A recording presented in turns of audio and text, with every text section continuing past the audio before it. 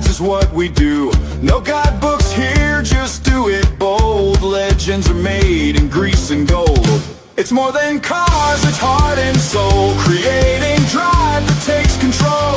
Let's break the mold, stretch the land, chasing the thrill with tools in hand. Welcome to Redskin Garage today, where the sparks fly and tools play.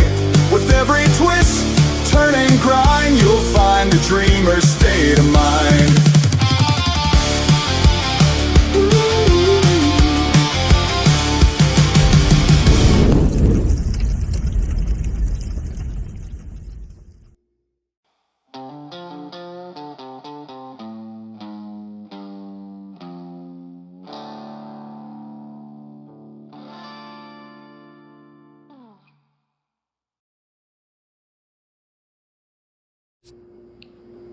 Shalp's Woodshop, link in the description. Thank you for sending me this. Dang.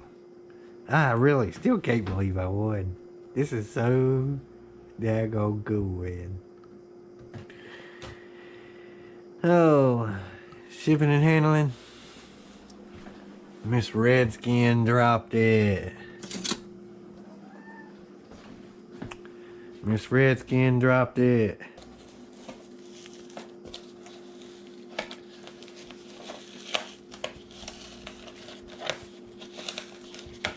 And they really sent this to me. They said, what's your address? And like a week later, daggone, man. Here it come in the mail. Miss Redskin said, did you order something? I said, no. Did you order something? She said, no. And it pulled up here. And she opened the door and looked at it. She said, it says Redskin Garage. Uh-oh. Uh-oh. What is this? Then showed up Redskin Garage doorstep. What in the world? Craig. Wow. Alright. Let's see here. Yeah. I was looking at this. Oh man. What in the world? Let's see. We got a bit. Square bit. This is... I don't even know what this is, man. Obviously a drill. Let's see, a step drill of some sort. What in the world? How would you sharpen this thing? I've got a spot for him. Let's see. Now, how does this? Plugs, okay. Yeah, I think I know what this is. Let me see.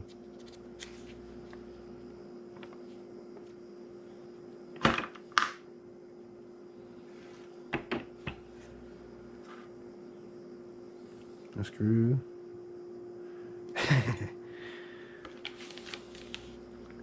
And a little bag of hardware, okay? Let's see.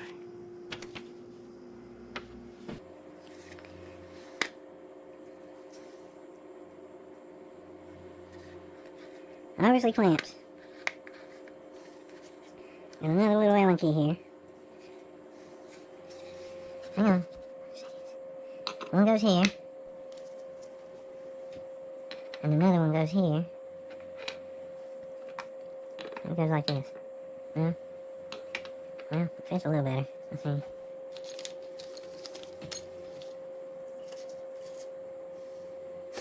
Why is there a used drywall screw in here?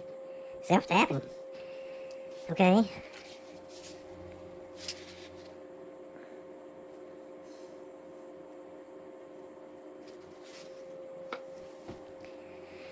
Let me think about it. Nice. You clamp it to a table right here. Oh my goodness. Let's figure out what's going on here. Oh man. Let's see. I know this is going to be useful. I'm pretty sure I don't even have one of these. Let's see. I know it's just for woodworking. I know that it probably puts holes in things. Kind of like a miter saw. Type of... That's my guess. I'm trying to figure out exactly what this does though. Let me see. Drill guide. Pin.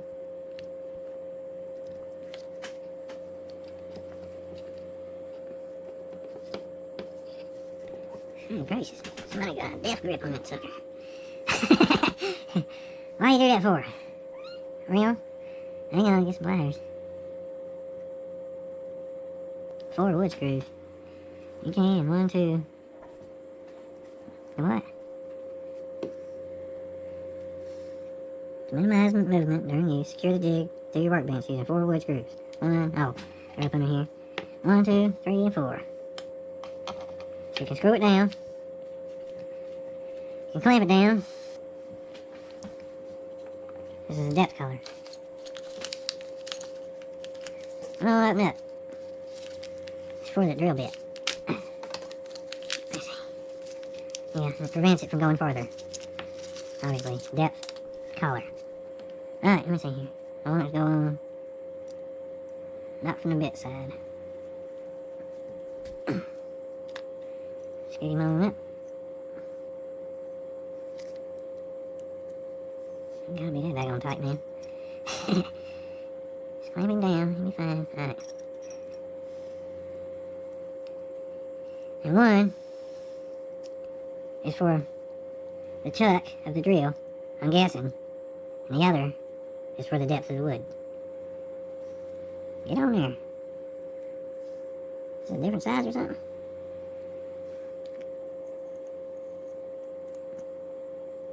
Ribs could come out. Let's see here.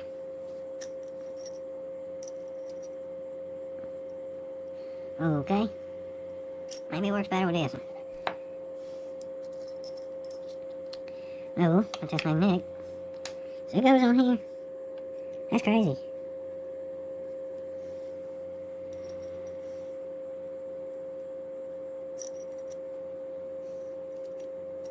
Oh. Pretty sure this is used. Anyway. Don't bother me. Not one bit. Oh, it don't bother me.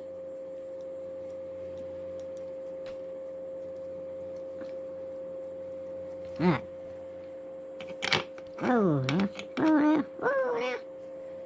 Bring it back some.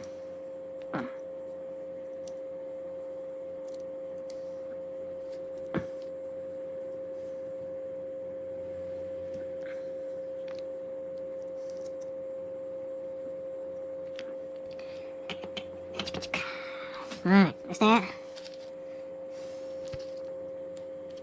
Why is there an Allen wrench under here? There ain't even nothing pointing to it.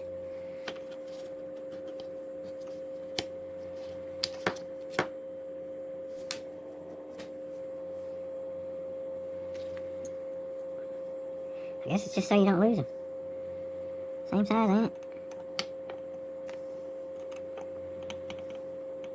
I mean, it's attempting to be the same size. It ain't exactly.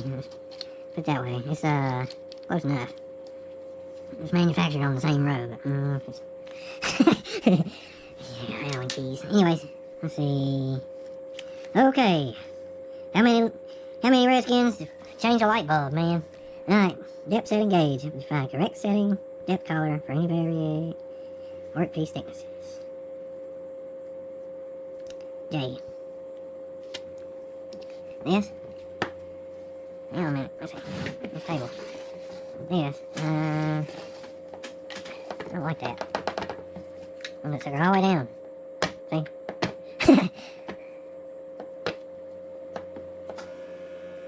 I guess it don't matter. Yeah, it's all the way down. Okay. It's referring to J. It refers to this. Which is also referring to this, so... See there? Anyway. Master System Components. Parts unique to the Greg Jig Master System. Detailed information on components pages. K. A clamp. Something, something, something. This is this. What G, yeah, kinda, sorta. Why do I have another? Why is there two? Where's it go?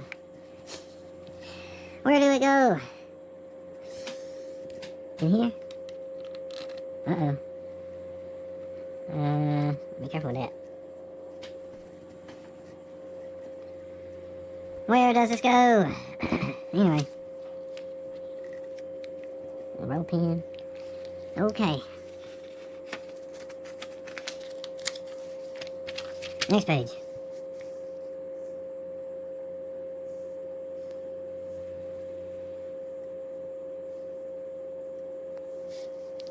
To create the strongest joint possible, you need to set your jig to match the thickness of your workpiece. The Craig jig makes this easy in just 3 simple steps. 1. Depth collar adjustment. To get the right pocket hole depth.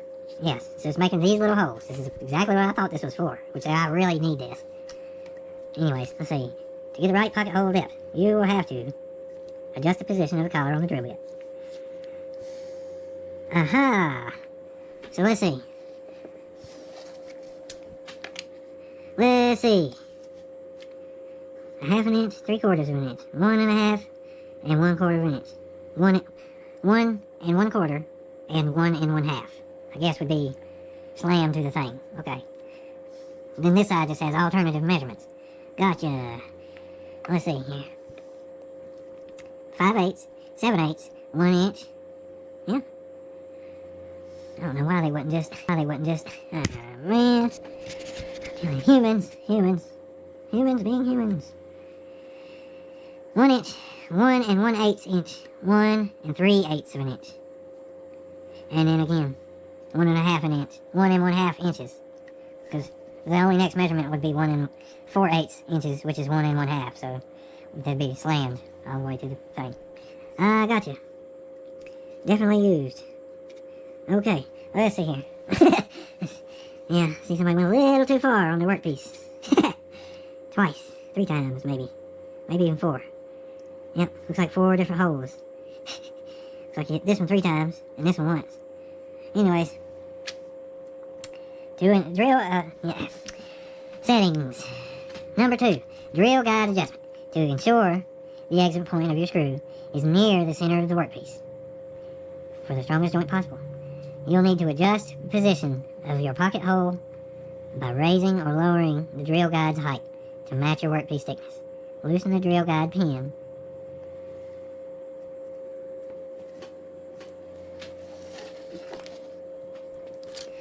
Loosen the drill guide pin. Yeah, give me this. Loosen the drill guide pin to adjust the height. Let's see. Oh, spacer block. Uh-oh.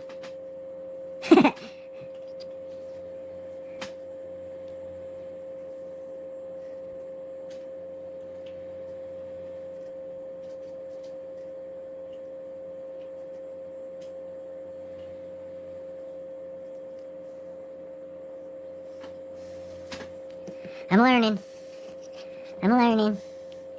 That's as far as it goes with that. Okay.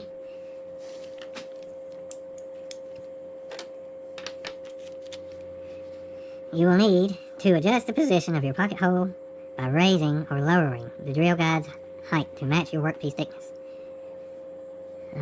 So...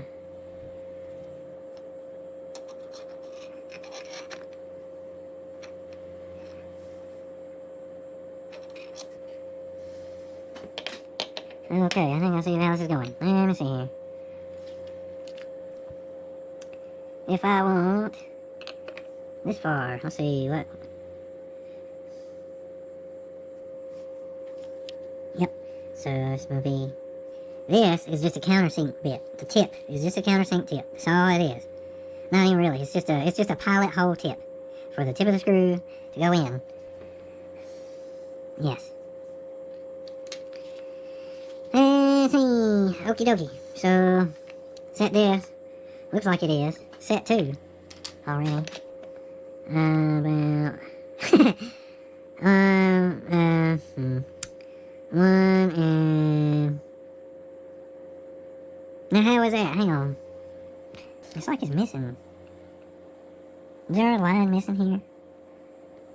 Because I just assumed this 1 1/2 was bottomed out. Let me think.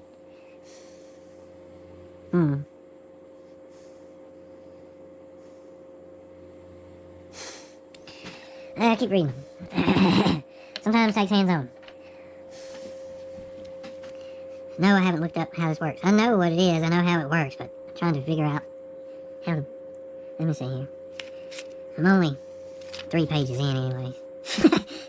There's half of it in a different language. It is, oh man, it might only be 3 pages long. How smart. Yep.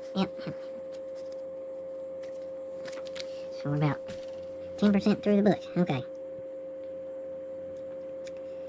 For a firm hold on the workpiece, you may have to adjust the position of the clamp pad. To do so, release the lock nut, rotate the clamp pad in or out, and test the hold by depressing the toggle. Repeat the process until you get a secure hold on the workpiece. Then retighten the lock nut. Let's see. The wood's outside, man. Okay. I wonder how far this thing will come out of here. Let's see here. Who's in, man? I never tried to cover him up. Anyway. And you run this back and it holds it into place. Okie dokie. Got that? Yep, it's tight. Okie dokie. Finger tight anyways. Now. Yep, too much. Come back over there. He's clamped in there. So I'm gonna drill down.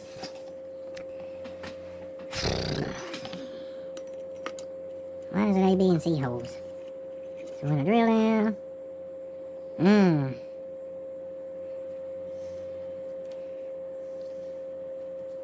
Oh, it ain't gonna do that cause it's not gonna be clamped. Whoops. Anyway.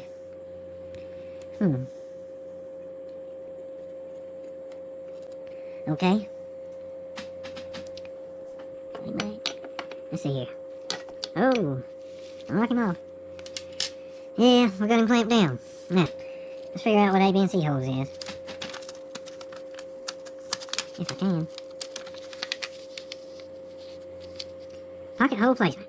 Along with the Kreg jig settings, another important part of getting the strongest possible Kreg joint is to space your pocket holes evenly across the workpiece. Your Kreg jig features a patented 3-hole drill guide, which lets you do this in a wide variety of workpiece widths, without the need to reposition the workpiece after each hole is drilled. Use the guide below to determine how to best clamp your workpiece and drill your pocket holes. 1 to 2 inch wide material. Use B and C holes. Yeah, okay. 2 to 3 inch wide material. Use A and B holes. Okay. 2x4s. 3 to 4 inch wide material. Use the wider holes. A and C holes. For panels, we recommend placing the first pocket hole roughly 2 inches away from the exposed edge of the panel. And every 6 inches after that. Let me read it again. For panels, we recommend placing the first pocket hole roughly 2 inches away from the exposed edge of the panel. Gotcha. And every 6 inches after that. So you gotta give yourself 2 inches away from the corner. When drilling panels, you can use any of the drill guide's 3 holes. What does it mean by panels? Floor panels? Ceiling panels? Wall panels? Roof panels? For repair applications, the drill guide can be removed completely from the bench top base and taken directly to the problem joint, serving as a mobile Kreg jig. When you bring the bottom of the drill guide to the edge of the joint for a repair, the jig is set correctly to center a screw in 1/2 inch material. If the joint uses larger stock, you'll need to compensate with the included spacer block. Each spacer block you add compensates for another 1/4 inch material size. For 3/4 of an inch material, use 1 block for 1 inch material. Oh no. For 3/4 of an inch material, use 1 block. For 1 inch material, use 2 blocks, etc. So 1 1/4 would be 3 blocks. Additional blocks can be purchased from your local Kreg dealer. In repair applications, when using your drill guide separately, remember that you still have to set the depth collar and ensure that the drill guide is firmly secured into the workpiece using a bar clamp or a C-clamp. In certain situations, where the use of a clamp is not possible. You may also you may also screw the drill guide directly into the workpiece as shown. Just screw that bugger right on in there. Okay. That's what that hole is for. This hole. Gotcha. Okay, so this piece of wood and this piece of wood has to be joined together. You're gonna screw this block into the wall and drive your drill wherever you want it. Yeah, 2 inches away from this, from the edge, and drill through here, and it will connect one piece to another. And then you can take this and cover it up. This is really gonna come in handy. This is really gonna come in handy. Let's see here. Choosing hardware. Oh man, we'll get a hardware course.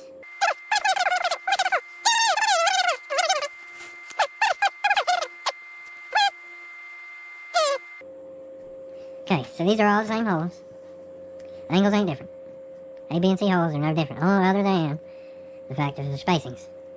Use these two, and you just match your wood piece up, so that way you get 2 into it at all times.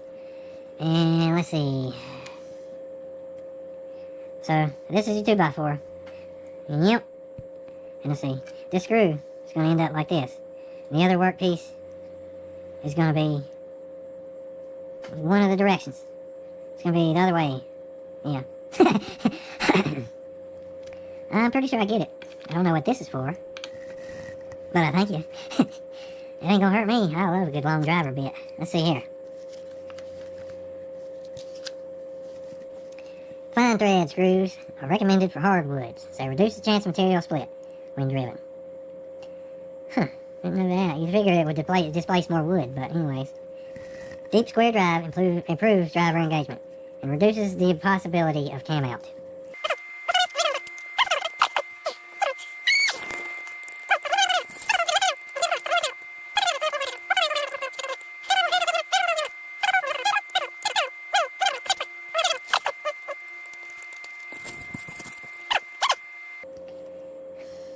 There are several ways to join mitered pieces with your Kreg jig. Okay. Depending on the width of the boards, choose the method best for you. For wider boards, simply place the miter joint on the jig, clamp it down, and drill as normal. I don't want it inside, I want it on the top. Yeah, okay, alright. I got you. Alright, let me see here. For more narrow boards, you may need to raise the heel of the miter off the base to get your pockets in the correct space. Really? Huh. Oh, if it's that daggone narrow, I reckon you would. I got you.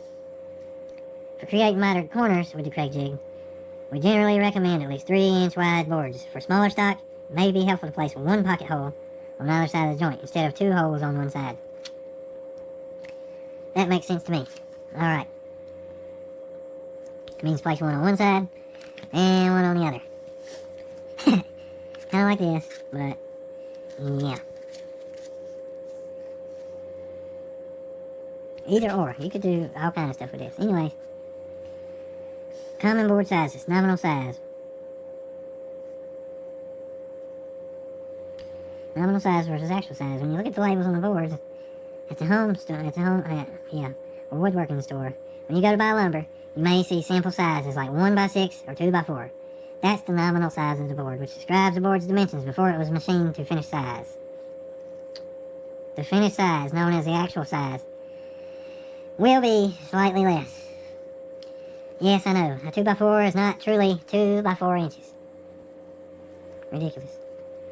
It makes me want to cry. The markings on your Kreg jig refer to the actual size of your boards. If you buy a 1/4 inch, or 1x4 at the store, but measure it at home, it's actually 3/4 inch thick. Set your jig and depth collar to 3¼ inch thick settings before drilling. So you actually have to measure your piece of wood when you... Oh, man. Okay. Good, that's good to know. Let me see. Alright. Tips: reduce wood splitting, test pieces, test joint scraps, wood pieces cut from the same stock as your final workpiece. Make sure you're using Kreg screws. Kreg screws, several features, design to eliminate wood splitting in your joints. I mean, come on, man. It's got a pilot hole in every daggone thing. Oh yeah, if you got hardwoods, I mean softwoods, whatever you want to call them. If it ain't pine. Yeah.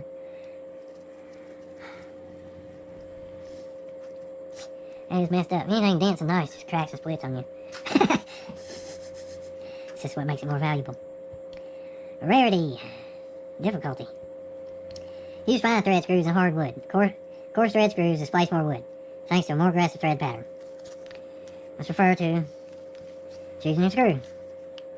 Fine threads for these ones. Coarse threads for these ones.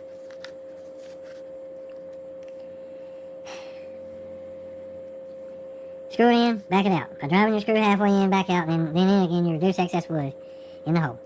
And reduce the chance for splitting. So it says, when you screw it in, this is taking chunks out because it eliminates the need to drill a pilot hole. So reduce this, pulls material out of the hole and it binds up into the threads. When it does that, it squeezes outwards on the wood, and pops it apart, cracks it.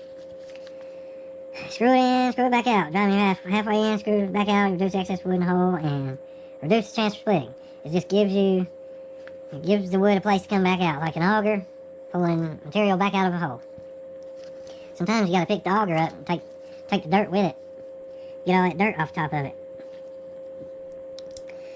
Reduce friction. By applying some beeswax or other lubricant screw, you'll reduce friction of the screw entering the workpiece. I already knew this. If you take and rub your nose and get the oil off your nose, up under your glasses, and rub it on the screw. Provides just enough oil to reduce friction. I knew that one. Let's see. Beeswax is pretty cool. A better lubricant would be the non-beeswax. Petroleum wax. Yeah. Clamp. You could also use grease or actual oil. Let's see. Correctly clamping your joints. Reduce the workpiece movement. Vibration, both of which. Reduce the workpiece movement and vibration, both of which cause splitting. It says if this moves, it could crack if you got the screw going down in there. Oh no. What it says is,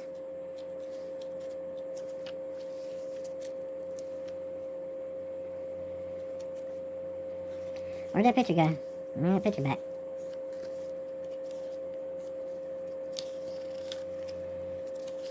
This one. This hole, this side and this side, the motor pieces. It says clamp them together good and tight, because if they move, it may crack.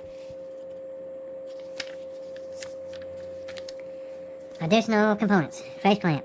Perfectly flush crack joints in no time. For the best results, place face clamp on the joint directly over the center of the joint line. Make sure the large pad of the clamp is on the face side of the joint, opposite the pocket holes. What? Make sure the large pad of the clamp is on the face side of the joint, opposite the pocket holes. Keep the workpiece perfectly flush. Clamp firmly to reduce the possibility for workpiece movement. Let's see. Oh, a dust collector. Is that what them holes are for, man? A vacuum? Okay. I guess if you got a lot of them to do. Simple attachment. It's a time saver. It snaps easy into place. Yeah, I reckon. Yeah, keep you from sweeping. If it drops one dust, I don't want it. You might as well go and vacuum the floor. Anyways. Snaps easily back in place from the back of your jig, providing compatibility with any standard 1 and 1/4 inch vacuum hose. In addition to a clean chop, it also provides faster, easier drill strokes. It extends the life of your drill bit. Oh. So yeah, I mean, I guess it could. Keeps the material right on out of the way, yeah. Get out of the way. Get out of my drill path.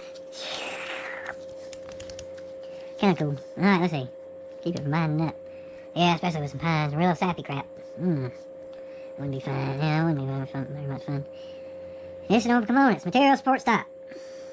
Material support stop. Serves two great purposes. Supporting the long stock on either side of the jig. And providing the ability to drill consistent, repeatable pocket holes at equal distances. Oh! Where's that go? How's that hook up?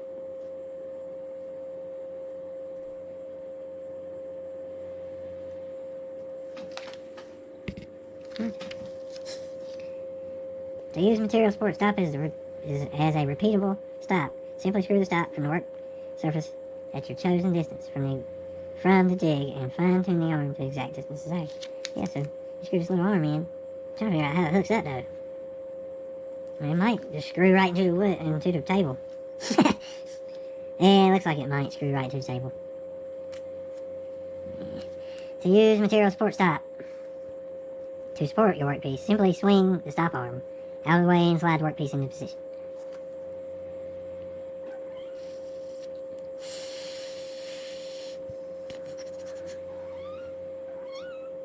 Hey, Stinky. Yeah. Portable base. Work from anywhere. Connect the brass pin to the portable base. Excuse me. Hang on. Come on over there. Is that what this is for? There we go. Alright, let's see.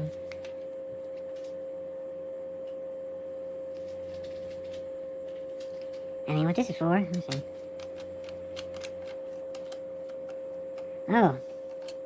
It don't actually screw into there. I got you. Don't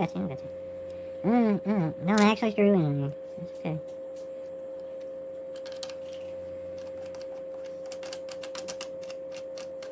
Just in case you lose one or something. Alright.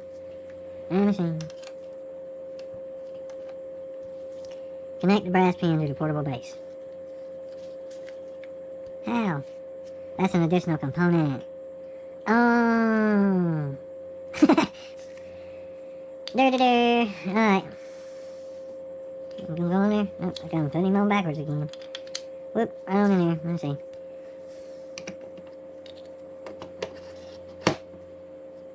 Yep, half an inch. I think I see what's going on. Yeah, I think I see how that works. This is really gonna come in handy.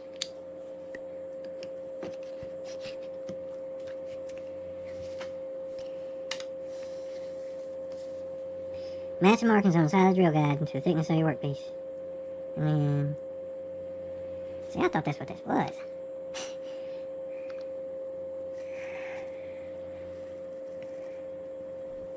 Huh. Okay, so that's just a portable piece. Anyway. Assemblage. I know good and well this is going to come in big time handy for my project. I am really going to need this. It's going to make it so much nicer looking. I'll be able to cover up all the little holes. Yeah. I can't wait, man. I can't wait. Shouts, thank you so much. You have no idea. I already know what this is going to do for me. Yep, 100%. Without a doubt. I already know what's going down. I already know what's going down.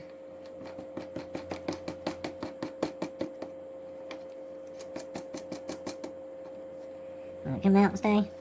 Screw it back in and stay. Nope. Screw them in and stay. Alright. Screw them in and stay then. Yeah. Beautiful. Oh. Don't forget this. You gotta have them. This is an amazing gift. Thank you guys so much. I can't believe it. This can't be a cheap tool. I know exactly where it's going to. I wish it wasn't in a blister pack, but this ain't gonna matter, I reckon. I guess it's gonna go in the woodworking department as a blister pack, because I got a whole, and what I'm gonna do is have a whole department of just blister packs. So when I need a tool, and I know that tool is in a blister pack, because these blood molded cases, man, they just don't stack real well. They don't always work out for organizing. Yeah, sometimes they take up more room than they're worth. At the same time, it offers great protection for the tool, so. That's that, Redskin, Chromodomians. That's that. Thank you guys. Man, that means a lot. I am definitely gonna come visit you guys. Yep. Wait till you see what I got planned. You're gonna love it. I wish you guys would build that train set. Yep. A wooden train set. Man, you could do it. You could definitely do it. Just think about it. Come on, man. It would be so awesome. All you have to do is turn wheels, and then stack them together like you're stacking change rolls, and then you could glue them for all that matters. It could all be circles. A train made out of circles. Just think about it. Just think about it. You might need a couple of pieces, but so what? Just think about it. Just do it, man. If you don't, I'm going to one day. A wooden train set. Yep.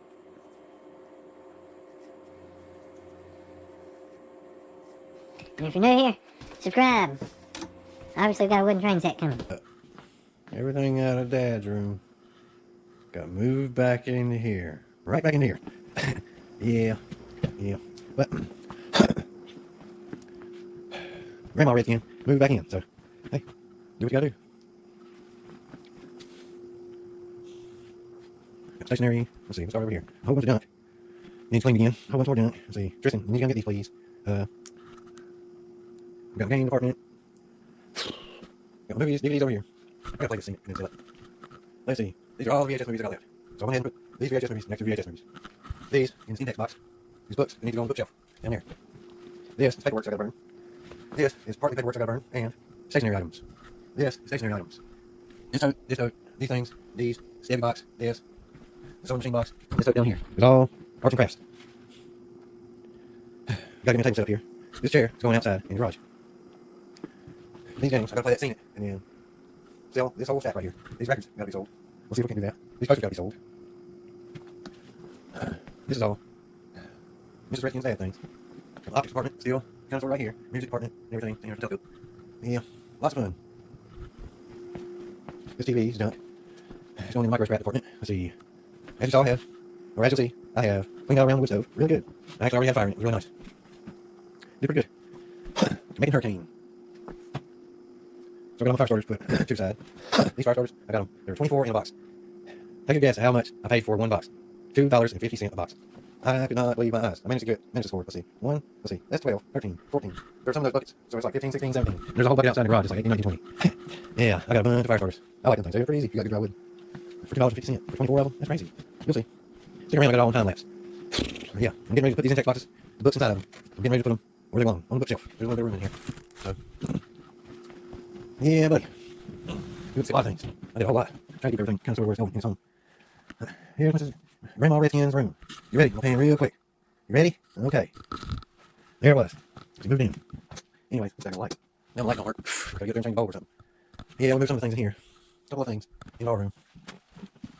Yeah. You can put a dresser in the bathroom. Got the plants up here. Yeah. So that's nice. Oh, that room stuff. Crammed into the closet. That's okay though. Yep. It'll get situated. Yep. See how I got this bad? Stick around. It's got me time lapse.